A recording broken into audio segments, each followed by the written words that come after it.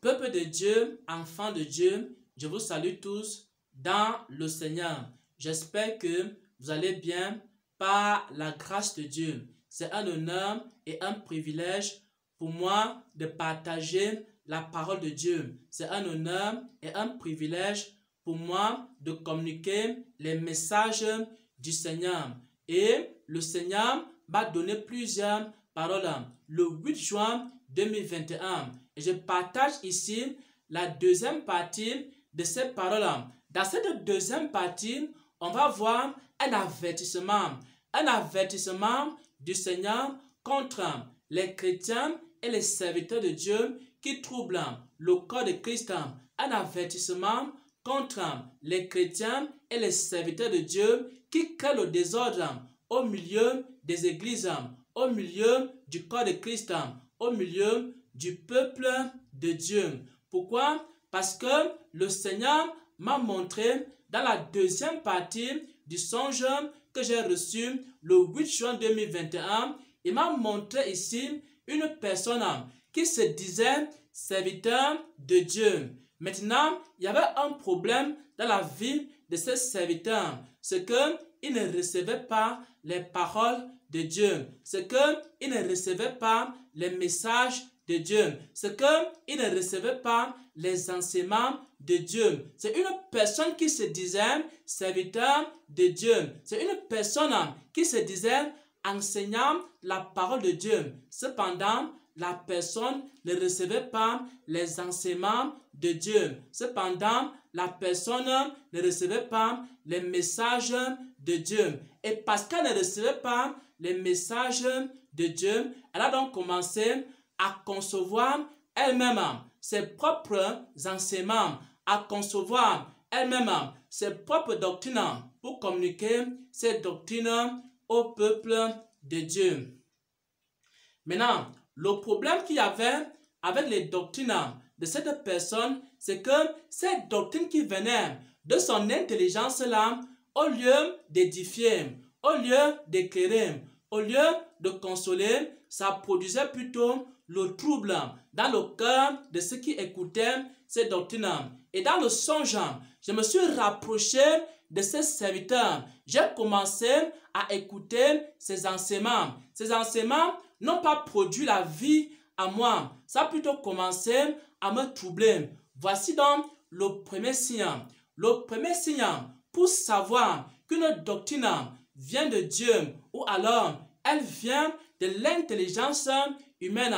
C'est si la doctrine crée la vie en toi ou alors si ça crée la mort en toi. Si la doctrine crée la vie en toi ou alors si la doctrine te trouble. Lorsque tu écoutes une doctrine et que la doctrine vient de Dieu, ça va produire en toi la vie. Maintenant, si tu écoutes une doctrine et que la doctrine vient de la chair, ça va produire en toi le trouble. Ça va créer en toi et dans ton cœur le trouble. Mais si la doctrine vient de Dieu, ça va produire en toi la vie.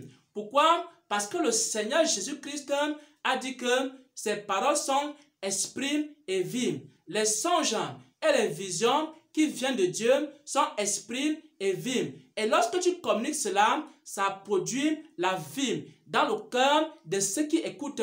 Maintenant, les messages qui viennent de Dieu sont esprit et vie. Et lorsque quelqu'un communique les messages de Dieu, il communique aussi la vie de Dieu à travers ces messages. Les prophéties qui viennent de Dieu sont esprit et vie. Et lorsque quelqu'un communique les prophéties qui viennent de Dieu, alors ça produit la vie dans le cœur de ceux qui écoutent ces prophéties. Les révélations qui viennent de Dieu sont esprit et vie. Et lorsque quelqu'un communique les révélations de Dieu, alors il communique aussi la vie à travers ces révélations. Bien aimé, les doctrines qui viennent de Dieu sont esprit et vie. Et lorsque quelqu'un communique les doctrines de Dieu, il communique la vie à travers ces doctrines. Les enseignements qui viennent de Dieu sont esprit et vie. Et lorsque tu communiques les enseignements qui viennent de Dieu, ça produit la vie dans le cœur de ceux qui écoutent ces enseignements. Mais maintenant, si quelqu'un donne des enseignements qui vient de son intelligence. Ce n'est pas esprit et vie. L'intelligence d'un homme n'est pas esprit et vie. Et si je conçois moi-même des enseignements, et si un serviteur conçoit lui-même des enseignements, ces enseignements conçus par l'homme ne peuvent pas produire la vie. Ça va plutôt produire le désordre. Ça va plutôt produire le trouble.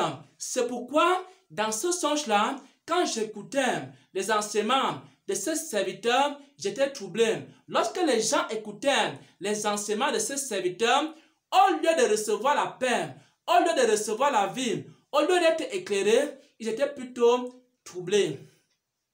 Pourquoi? Parce que le premier signe pour reconnaître un enseignement qui vient de l'Esprit de Dieu ou un enseignement qui vient de l'esprit humain, de l'esprit de l'homme, la sagesse humaine, c'est que ce qui vient de Dieu produit la vie. Les paroles du Seigneur sont esprit et vie, ses songes, ses visions, ses révélations, ses enseignements, ses prophéties sont aussi esprit et vie. Et si tu écoutes les prophéties qui viennent de Dieu, ça va édifier, ça va te consoler, ça va produire en toi la vie. Mais si tu écoutes ce qui vient de l'intelligence humaine, ça va maintenant te troubler. C'est pourquoi, parce que beaucoup de chrétiens écoutent des choses qui viennent de la chair, qui viennent de l'intelligence humaine, ils sont troublés dans leur cœur. Ils ne sont pas guéris dans leur âme. Ils ne sont pas édifiés. Ils ne sont pas éclairés. Mais ils demeurent toujours dans leur péché.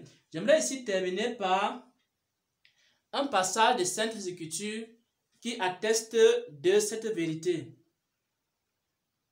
Nous allons lire ici 1 Corinthiens chapitre 14 à partir du verset 3. 1 Corinthiens chapitre 14 à partir du verset 3. Il est écrit: celui qui prophétise au contraire, parle aux hommes. Celui qui prophétise au contraire parle aux hommes. Il les édifie, première chose. Il les exhorte, deuxième chose. Il les console, troisième chose. Celui qui prophétise au contraire parle aux hommes. Il les édifie, il les console, il les exhorte.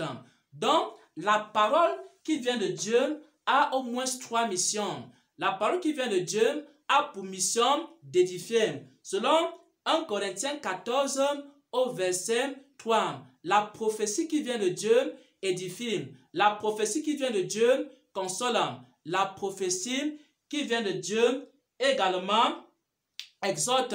Ça va te pousser à aller de plus en plus loin avec le Seigneur. Et même si tu vis dans le péché, la prophétie qui vient de Dieu va te pousser à la repentance. Même la prophétie qui vient de l'intelligence humaine, alors ça va produire le désordre. Et ensuite, ça va créer le trouble dans ton cœur. C'est pourquoi, lorsque vous écoutez un message qui vient de l'intelligence humaine, alors vous êtes troublé. Lorsque vous écoutez une prophétie qui vient de l'intelligence humaine, vous êtes troublé. Lorsque vous écoutez une doctrine qui vient de l'intelligence humaine, vous êtes troublé. Pourquoi? Parce que le Saint-Esprit qui habite en vous n'accepte pas cette doctrine.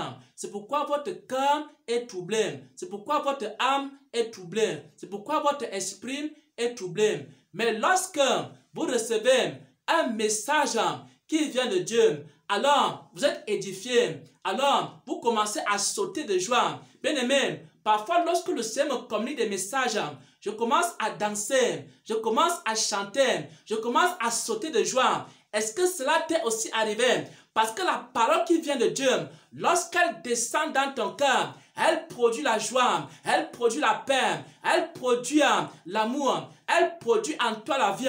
Bien-aimés frères et sœurs en Christ, je vais également te dire quelque chose. Lorsque parfois je suis fatigué et que la puissance de Dieu descend sur moi et que le Seigneur me communique une parole et que le Seigneur me communique un message, alors la fatigue aussi finit. Je commence à chanter, je commence à danser, je commence à célébrer Dieu. Pourquoi? Parce que la parole qui vient de Dieu, ça te communique la vie, ça te transmet la vie. Et c'est la même chose qui se passe dans la vie de certains chrétiens, qui se passe aussi dans ta vie. Lorsque tu reçois une vraie révélation qui vient de Dieu, ça te communique la vie, ça te donne la joie, ça te donne la paix. Et si tu vivais dans le péché, ça va te pousser à la repentance. À la fin, ça produit en toi la vie. Mais maintenant, la révélation qui ne vient pas de Dieu, ça fait quoi? Ça produit en toi plutôt le désordre, le trouble dans ton cœur. Tu es même confus, tu ne sais même pas quoi faire, tu ne sais même pas où aller. À la fin, la révélation, ce n'est que la confusion qu'il y a dans ton esprit. Et c'est pourquoi j'aimerais partager cet avertissement-là aux chrétiens et aux serviteurs de Dieu. Si vous n'avez rien reçu de Dieu, alors ça ne peut pas aider quelqu'un. Parce que c'est ce qui vient de Dieu qui produit la vie. Si Dieu ne t'a pas parlé, il vaut mieux garder le silence. Si Dieu ne t'a pas donné des enseignements, il vaut mieux garder le silence. Si Dieu ne t'a pas inspiré quelque chose, il vaut mieux garder le silence. Ce que tu vas inventer de toi-même, ça ne va pas produire la vie. Parce que ce n'est pas esprit et vie. C'est ce que Dieu donne, ce que tu reçois de Dieu qui est esprit et vie. Et quand tu communiques cela, ça produit la vie. Dans la vie des chrétiens, ça produit la vie. Dans la vie des serviteurs de Dieu, ça produit la vie. Dans les églises, et ça fait en sorte qu'à la fin, les gens sont de plus en plus sanctifiés. Les gens sont de plus en plus éclairés. Les gens sont de plus en plus édifiés. Parce que tu leur as donné la parole du Seigneur qui est esprit et vie. Au nom de notre Seigneur et Sauveur, j'ai ainsi partagé cette parole. Je vous aime tellement. Que la grâce de Dieu soit avec vous. Que la faveur de Dieu soit avec vous.